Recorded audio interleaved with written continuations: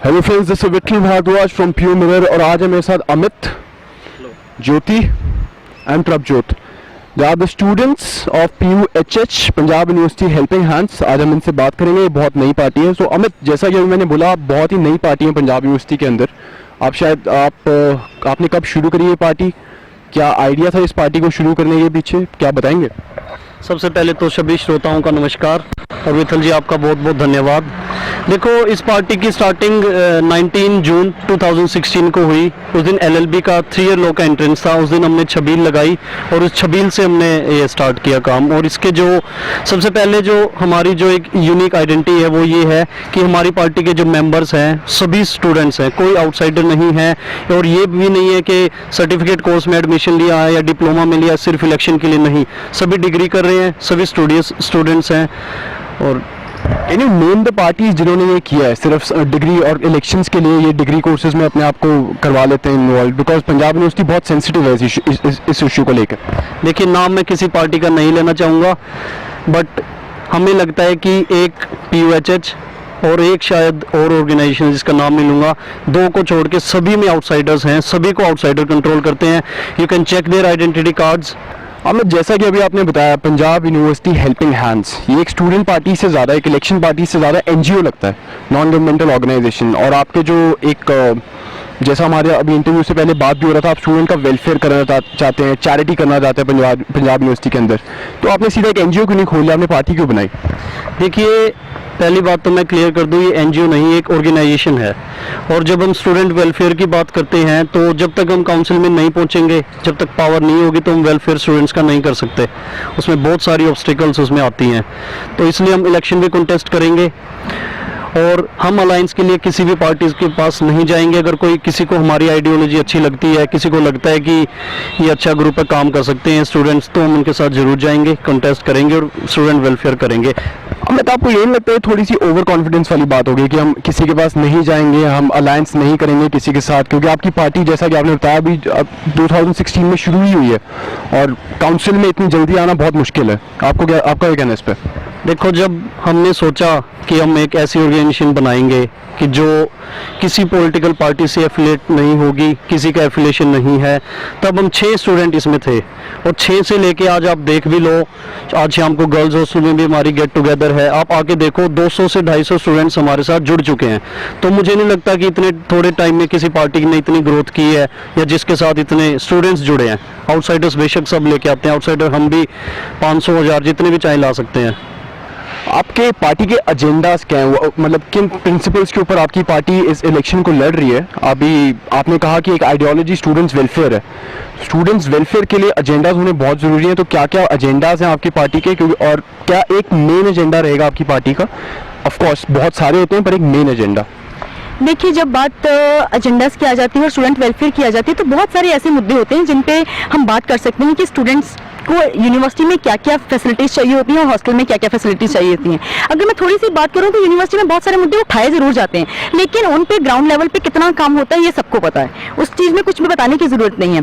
अगर हम बात करें कुछ ऐसी चीज़ों की, जैसे कि वुमेन एम्पावरमेंट की बात कर लो, हर पार्टी इस चीज़ को इम्प्लीमेंट करने की कोशिश करती है कि हम वुमेन एम्पावरमेंट के साथ हैं, हम इनको आगे लाना चाहते हैं। लेकिन मुझे समझ नहीं आता कि अगर इस कैंपस में 65% गर्ल्स हैं, तो जब ये पार्टीज वाले झुंड बनाकर निकलते हैं तो उनमें गर्ल्स कहीं दिखाई क्यों नहीं देती? उनमें हमेशा एक बॉयज का क्राउड ही क्यों दिखता है? अगर वो वुमेन एम्पावरमेंट की बात करते हैं, अगर उनसे कुछ पूछा जाए तो वो अपना 1 या 2 कैंडिडेट, फीमेल कैंडिडेट लाकर सामने खड़ा कर देते हैं। तो मुझे नहीं लगता कि एक 100 के ग्रुप में से अगर आपके पास सिर्फ 2 गर्ल्स हैं तो आप कहते हो कि हम फीमेल जो एम्पावरमेंट है हम उसको प्रमोट करने की कोशिश कर रहे हैं। इसके अलावा अगर हम कुछ फैसिलिटीज की बात की जाए तो आज के टाइम पे जब हम डिजिटल इंडिया की बात करते हैं, stand up India, startup India की बात करते हैं, तो मुझे लगता है कि जो ई नोटिस का जो है ये बहुत इंपॉर्टेंट इशू है। पंजाब यूनिवर्सिटी में ये चीज होनी चाहिए। आज जो इवनिंग क्लासेस के स्टूडेंट्स होते हैं उनको पता ही नहीं होता, जो अपने ऑफिस से निकल कर आते हैं और वो मतलब इतना बिजी शेड्यूल में से अपना टाइम निकाल कर क्लासेस लगाने आते हैं और यहाँ पे आकर पता चलता है कि क्लासेस में टीचर्स ही नहीं आ रहे। तो ये सब चीज़ें यहाँ पे आकर पता चलती हैं, वो क्यों नहीं हम ई नोटिस पर ऐसे करवा सकते हैं कि ये सब कुछ चीज़ें ऑनलाइन हो जाएं। इसके बाद वॉशरूम्स की हालत, हॉस्टल की मेस, अगर हम खाने की बात करें तो उसकी हालत बहुत ख़राब है। तो ये जो कुछ मेन एजेंडाज हैं ये हमारी पार्टी के हैं और इनमें ये कुछ ऐसे एजेंडा है जिनमें ज्यादा पैसा नहीं लगता।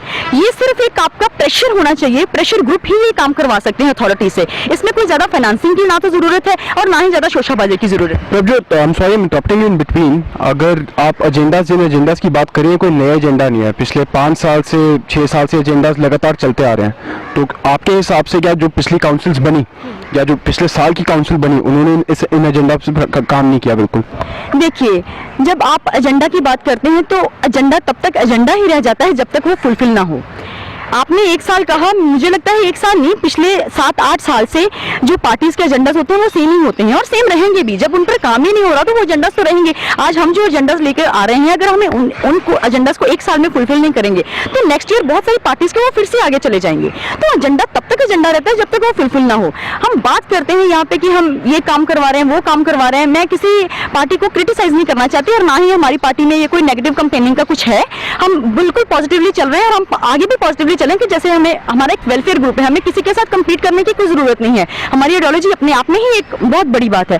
सो मैं ये कहना चाहती हूँ कि ये जो एजेंडास की जब बात आ जाती है ना, तो इसको आप फुलफिल करो, फुलफिल करके दिखाओ, ग्राउंड रियलिटी पे लाके दिखाओ, कोई पार्टी लाके दिखाए और फिर अपना रिपोर्ट कार्ड लेके आए। ऐसे रिपोर्ट कार्ड आप सिर्फ बातों बातों में लाकर कर रहे हो कि हमने ये कर दिया, हमने वो कर दिया, तो उस चीज का कोई मतलब नहीं है। हम हॉस्टल्स में रहते हैं, मैं खुद हॉस्टलर हूँ और यहाँ पे ये सारा दिन यूनिवर्सिटी में रहती हूँ। आई नो कि जो पार्टीज, अलग अलग पार्टीज बातें कर रही हैं, हमने वो करवाया, हमने ये करवाया। हॉस्टल में ऐसी कोई फैसिलिटी अब तक आई ही नहीं।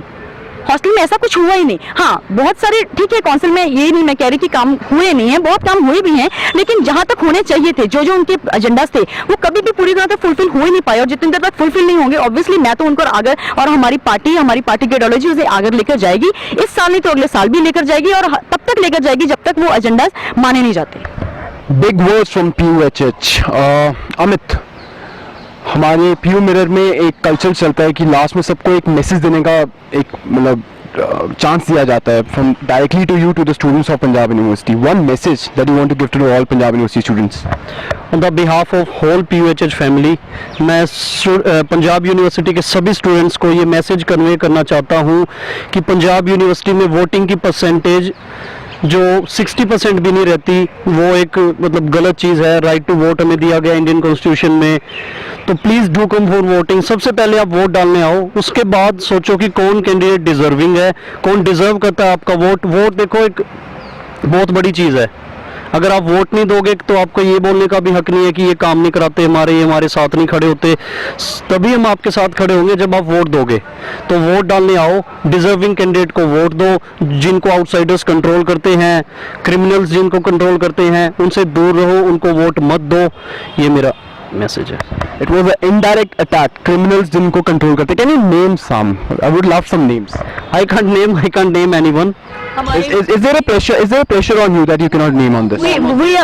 That's the reality of our group and that's the positive point of our group कि हमारे पे कोई प्रेशर नहीं हो सकता क्योंकि हम किसी भी पॉलिटिकल पार्टी से बैग्ड नहीं है। प्रेशर उन पे होता है जिनके ऊपर कोई तलवार होती है, जहाँ पर ऊपर अथॉरिटीज बैठी होती हैं। हम पर कोई नहीं है, हम बिना किसी प्रेशर के। लेकिन हम किसी भी पार्टी का नाम इसलिए नहीं लेना चाहते क्योंकि हम नेगेटिव कंपेनिंग नहीं करना चाहते, हम किसी को क्रिटिसाइज नहीं करना चाहते। लेकिन हाँ, जब तक बात मुद्दों की आएगी, जब तक बात एजेंडास की आएगी, तब तक हम बच्चों के साथ खड़े हैं, हम उनके साथ खड़े रहेंगे।